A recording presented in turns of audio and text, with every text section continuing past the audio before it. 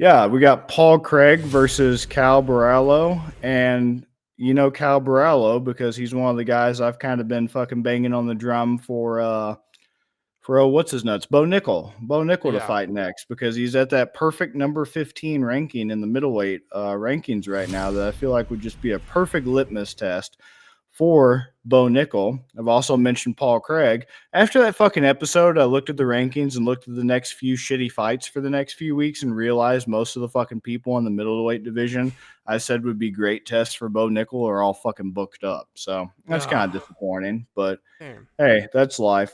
So Paul Craig, we've covered Paul Craig quite a bit on this show, so I'm not going to do too much on him. Caio Borralho, he's kind of the X factor in this whole situation here. And Paul Craig, we know he himself is enough of an X factor with how fucking weird his fights are and how they're always circus style and you never know what the fuck's going to happen.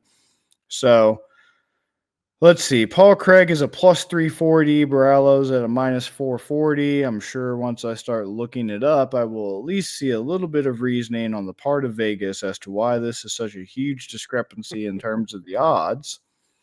Because I know that this is also Paul Craig's foray down at 185, coming down from light heavy 205. And it's too early to tell how much success he's going to have right now. But we shall see. Caio Borralho, this is why I've been kind of beating the drum as a potential dark horse that he is in the 185 division. Abus Magomedov, unanimous decision, November last year, good win. Mikhail Olazacek, rear naked choke submission win. Once again, last episode I told you how much I love a little subby Polish girl, but that's not really impressive that Michael Olazacek got choked out. Mahmoud Muradov, gosh damn, this guy's just fucking international man of mystery. His name just keeps fucking popping up. It Uh, does. Unanimous decision win over him. Not really impressed by that. That was 2 years ago. Armin Petrosian, the jury's still out on where Petrosian's going to go. I like him. Uh, Godzi Omargodzov, not even probably in the fucking UFC anymore, and then Contender Series. So very early in a career, but you can kind of see where the hype's coming from. Pretty good start to the career so far. 15-1 overall MMA record, you know. So you can see why people were kind of beating the drum on him. Paul Craig, we already know Paul Craig. He's the fucking bear Jew. He's going to dress up like Braveheart. He's either going to live up to that fucking face paint or he's going to terribly, terribly disappoint Mel Gibson with it. There's no fucking in between. Coming off a rear naked choke loss November last year to Brendan Allen. No shame in that. Before that, TKO'd Andre Munoz. And so far, those have been his two middleweight fights. So one loss by finish, one win by finish. That's the fucking story of Paul Craig right there, baby. Right. Because before that, everything was at light heavyweight. So is it relevant? I mean, he beat Jamal Hill, TKO. Mauricio Rua, TKO. Not really too impressive there. Shogun was pretty old. Nikita Krylov, triangle choke. That's the type of impressive shit. But losing to Alonzo Minifield by KO, not impressive. Choking out Kennedy and Chokru, thank God he choked out Kennedy and Chokru. I'd be really fucking concerned if he didn't. Lost to Jimmy Crute, a little concerning. No shame in getting knocked out by Khalil Roundtree. Guy we'll be covering again soon. Literally with 1 second left in the fight, triangle choked Magomed Ankalaev. Yeah. Crazy as shit. All that to say, I don't know. It's always fucking tough to try to figure out what the fuck is going to happen in the Paul Craig fight, especially with odds Yes. that fucking insane. That's the only reason why I am going with Paul Craig, because if it was anybody else, I'd be like, fuck it. I'll pick the heavy favorite and just, take my L and move on with the fucking day like I've learned throughout life. But with it being a wild ass Paul Craig fight, not much information to go off of with his 185 debut. Third fight in 185 right now. Not much to go off of with Borralho. Paul Craig money line plus 340. Once again, Cal's at minus 440. I'll just take that money line for Paul Craig and fucking hope for another last second fucking Hail Mary sub attempt or, some crazy shit like turning Jamal Hill's fucking arm into a ramen noodle or whatever the Yes. fuck he does. So that's kind of how I feel about that, just simply because of the meme material and the propensity for Paul Craig to pull shit out of his ass. Fantastic. Fantastic takes, Bobby. I can't. I really don't have anything else for Paul Craig. You said it all. Also, two very handsome gentlemen predicted that Brendan Allen Paul Craig fight, just whenever it happened, a couple months ago.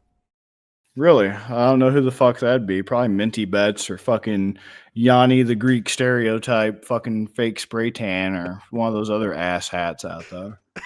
Lucas Tracy? Was it fucking Lucas Tracy, little fucking ramen noodle head bitch? You know what? I remember it now. It was us. My bad. Oh, It's Tapping go Vegas. fucking figure. You motherfuckers are gonna give us the flowers one day. Yes, absolutely. And if you're back after watching last week's episode, welcome back. We're happy to have you again. Thanks. Love you. Man, this is a tough one. Borralho, he's got really good grappling, striking, sub-seeker, good top pressure. This is exactly like the one I said just last fight. He just sticks like glue. And that's the thing that I see with Paul Craig. I was watching his tape very closely about how he's getting, like, how did he get Hill? How did he finish Hill?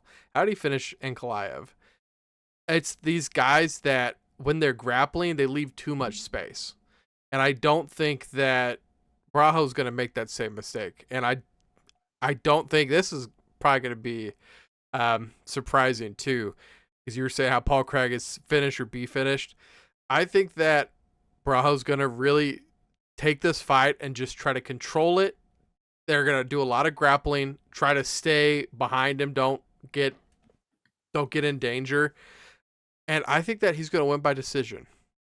I think Borralho's going to get a decision win just fighting safe. I don't think it's going to be a very entertaining fight. I'm sure, especially it's 301, it's going to get some boos because it's going to be in front of fans. I think this is going to be a big letdown fight, and the decision is going to make it closer than people want it to be, especially for such a heavy favorite. And once again, in a fight where Paul Craig gets finished or be finished, I think this is going to be one of those rare decisions for him.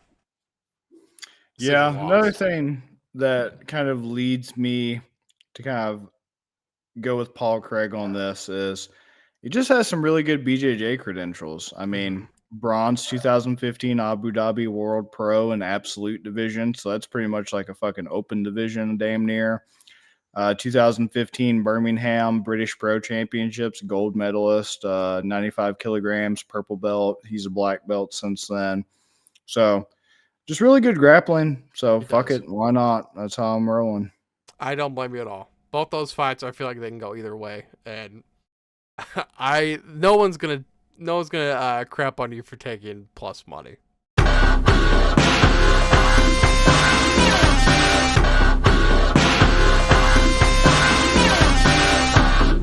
You better start listening to the Better in Green podcast. You will not regret it. Trust me, trust me, trust me. And hey, I'm Dean Blandino. Welcome, welcome, welcome to Better in Green, eh? To Better in Green, eh? To Better in Green, eh? Listening to cash out, that's what it's all about. Come on, let's make cash now. We always on spot and we cover old spot from the bottom to the top, hey. Shout out to Ethan, shout out to Wyatt, shout out to Ben. Welcome, welcome to our podcast, Better in Green.